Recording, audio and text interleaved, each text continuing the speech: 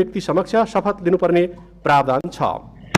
नेपालको संविधानको धारा 91 को उपधारा 5 मा व्यवस्था भएअनुसार सभामुख र उपसभामुखको निर्वाचन नभएको अवस्थामा प्रतिनिधि सभाको बैठकको अध्यक्षता गर्नुहुने सभाको ज्येष्ठ सदस्य माननीय अर्जुन नरसिंह केसीले सम्माननीय राष्ट्रपति समक्ष मिति 2082 चैत 11 गते शपथ लिइसक्नु भएको बेहोरा यहाँहरूको जानकारीका लागि अनुरोध गर्दछु र आज अन्य सदस्यहरूले नेपालको संविधानको धारा 88 तथा प्रतिनिधि सभा सदस्य निर्वाचन ऐन 2074 को दफा 75 को उपधारा 1 को प्रावधान बमोजिम ज्येष्ठ सदस्य समक्ष शपथ लिने कार्यक्रममा यहाँहरू उपस्थित हुनुभएको बेहोरा जानकारीका लागि अनुरोध गर्दछु।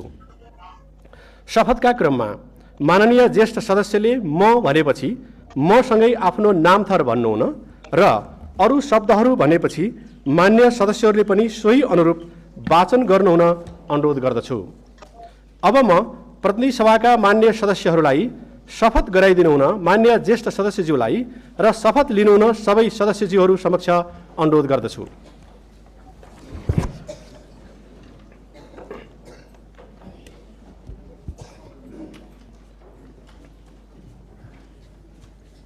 म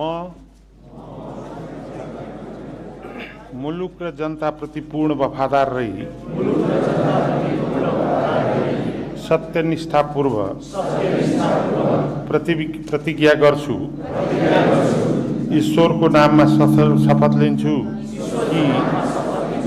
कि नेपालको सार्वभौम सत्ता, राजकीय सत्ता नेपाली जनतामा रहेको नेपालको संविधान प्रति पूर्ण वफादार रहँदै प्रतिनिधि सभाको सदस्य पदको कामकाज प्रचलित कानुनको अधीनमा रही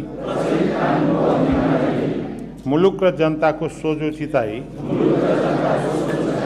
कसैको डर नमानी पक्षपात नगरी पूर्वाग्रह वा खराब भावना नलिई पदीय गोपनीयता कायम राखी ईमानदारीता साथ काम गर्नेछु। धन्यवाद।